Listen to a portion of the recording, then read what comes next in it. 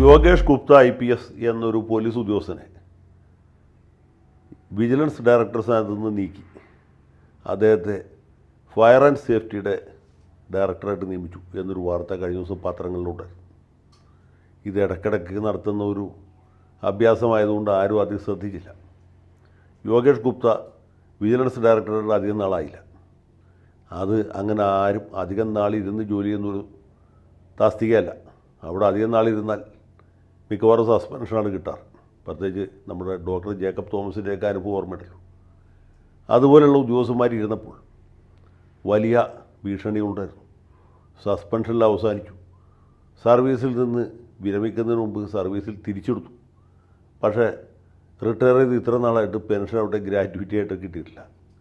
അതാണ് ആ തസ്തികയുടെ ഒരു പ്രത്യേകത. വിജിലൻസിൽ നിന്ന് അഴിമതി നടത്തുന്ന ഏറ്റവും എളുപ്പം, വളരെ സൗകര്യപ്രദമാണ്. അത് ഡയറക്ടറാവണമെന്നില്ല. വിജിലൻസ് SP, DYSP ഒക്കെ ആയി കഴിഞ്ഞാൽ വളരെ തന്ത്രപരമായിട്ട് നന്നായിട്ട് വിഭവ സമാഹരണം നടത്താൻ പറ്റും. എനിക്ക് നന്നായിട്ട് അറിയാവുന്ന ഒരു പോലീസ് ഉദ്യോഗസ്ഥനുണ്ടായിരുന്നു, ആലുവ SP ആയിട്ട്. അദ്ദേഹം എറണാകുളം റൂറൽ SP ആയിരുന്നു. അങ്ങനെ ഇരിക്കുമ്പോൾ ഇദ്ദേഹത്തിൻ്റെ ആഭിമുഖ്യത്തിൽ വലിയ ഒരു തട്ടിപ്പ് നടന്നു. അന്നത്തെ കാലത്ത് കുറേ കൊല്ലം മുമ്പാണ്. ഇദ്ദേഹം 2 ലക്ഷം രൂപ പച്ചയ്ക്ക് കൈക്കൂലി വാങ്ങി. അത് വിഷയമായി, പത്രത്തിലൊക്കെ വന്നു, പേര് സഹിതം പേപ്പറിലും. അപ്പോൾ മന്ത്രിസഭ യോഗം ചേർന്ന് പുള്ളിയെ കണ്ണൂർക്ക് മാറ്റാൻ തീരുമാനിച്ചു. കണ്ണൂർക്ക് മാറ്റി കഴിഞ്ഞാൽ ജീവനോടെ തിരിച്ചു വരും എന്ന് വലിയ ഉറപ്പില്ലാത്തതുകൊണ്ട്, അന്ന് ഈ RSS മാർക്സിസ്റ്റ് സംഘടനകളുടെ കാലമാണ്.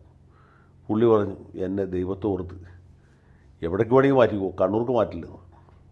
അപ്പോൾ ഇദ്ദേഹത്തോട് താല്പര്യമുള്ള മറ്റൊരു നേതാവ് ഇദ്ദേഹത്തിന് വേണ്ടി ഇടപെട്ടു. പുള്ളിയെ നമുക്കൊരു പണി ചെയ്യാം, വിജിലൻസ് ആൻഡ് ആൻറ്റി കറപ്ഷനിൽ ഇരുത്തിക്കളയാം എന്ന്.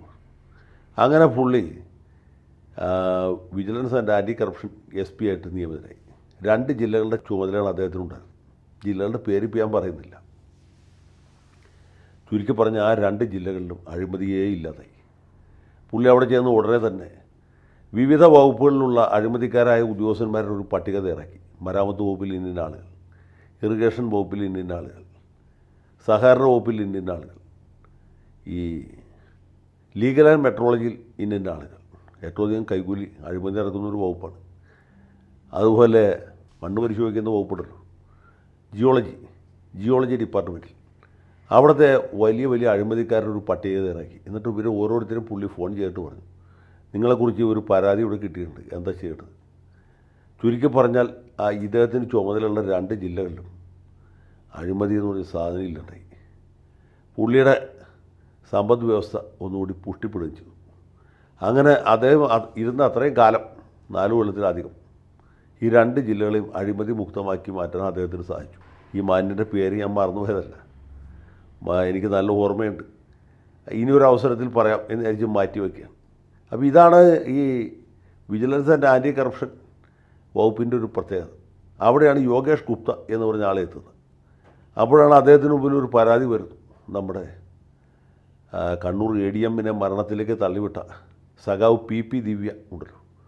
ദിവ്യ സഖാവ് ജില്ലാ പഞ്ചായത്ത് പ്രസിഡൻ്റായിരിക്കുന്ന സമയത്ത് ഈ ജില്ലാ പഞ്ചായത്തിൻ്റെ കരാറുകൾ അവർ തന്നെ തട്ടിക്കൂട്ടിയുണ്ടാക്കി ഒരു ബിനാമി കമ്പനിക്ക് കൈമാറുകയും അതിൽ നിന്ന് വലിയ ലാഭം ഉണ്ടാക്കുകയും ചെയ്തു എന്നുള്ളതാണ് പരാതി.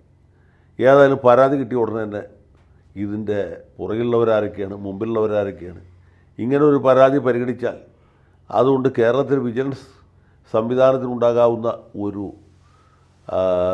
പ്രത്യാഘാതം എന്താണ് എന്ന് ആലോചിക്കാതെ, അല്ലെങ്കിൽ ആലോചിച്ചു ഇനിയിപ്പോൾ പ്രത്യാഘാതം ഉണ്ടായാലും കുഴപ്പമില്ല എന്ന് വിചാരിച്ച് അത് അന്വേഷണത്തിന് വിട്ടു. അന്വേഷണത്തിൽ ഈ പരാതികൾ ഏറെക്കുറെ സത്യമാണ്, അല്ലെങ്കിൽ സത്യത്തോട് അടുത്ത് നിൽക്കുന്നവയാണ് എന്ന റിപ്പോർട്ട് കിട്ടി. ഡയറക്ടറെ അവിടെ വച്ചുകൊണ്ടിരിക്കാൻ പറ്റില്ല എന്നുള്ള കാര്യം സഖാക്കൾക്ക് മനസ്സിലായി. കാരണം സഖാക്കളൊക്കെ സത്യസന്ധമായിട്ട് ജീവിക്കുന്ന ആൾക്കാരാണ്. ഇപ്പോൾ ദിവ്യക്കെതിരായിട്ട് എന്തെങ്കിലും ആരോപണം വന്നാൽ നാളെ ജയരാജനെതിരായിട്ടും ഇതേ ആരോപണം തന്നെ വരാം. അതുകൊണ്ട് സഖാക്കളെത്തിയത് ഇയാളെ ഉടനെ തട്ടാൻ തീരുമാനിച്ചു. ഇതാ യോഗേഷ് ഗുപ്തയെ അഗ്നിരക്ഷാ വിഭാഗത്തിലേക്ക് മാറ്റിയിരിക്കുക. തൽസ്ഥാനത്തേക്ക് മനോജ് എബ്രഹാമാണ് വരുന്നത്. ഇതാണ് പറയുന്നത്, ഈ സർക്കാർ ഉദ്യോഗസ്ഥന്മാർ ആളുകൾക്കെതിരെ കേസെടുക്കുമ്പോൾ ആലോചിക്കണം.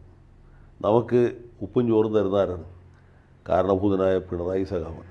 സഖാവിൻ്റെ പാർട്ടിക്ക് അഹിതകരമായി എന്തെങ്കിലും തീരുമാനം ആരെങ്കിലും എടുത്താൽ പിന്നീട് അവൻ്റെ സ്ഥിതി, അവൻ്റെ പര്യവസാനം എന്ന് കുപ്പത്തൊട്ടിയിലാണ്. അതുകൊണ്ട് എനിക്ക് പറയാനുള്ളത് ഈ സർക്കാർ ഉദ്യോഗസ്ഥന്മാർ IPS കാരാകട്ടെ IAS കാരാകട്ടെ ഇനി വെറും ASSകളാകട്ടെ അവർ ഏത് തീരുമാനമെടുക്കുമ്പോഴും ഇത് നമ്മുടെ പാർട്ടിയെ ഈ ജനകീയ പാർട്ടിയെ ഏതെങ്കിലും ബാധിക്കും എന്ന് അന്വേഷിച്ച് ബോധ്യപ്പെട്ടതിന് ശേഷം എടുക്കാവും.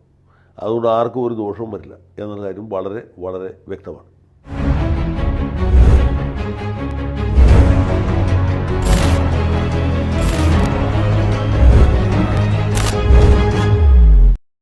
കൂടുതൽ വാർത്തകളും വിശേഷങ്ങളും നിങ്ങളിലേക്ക് എത്താൻ ABC മലയാളം സബ്സ്ക്രൈബ് ചെയ്യുക, ബെൽ ബട്ടണും അമർത്തുക.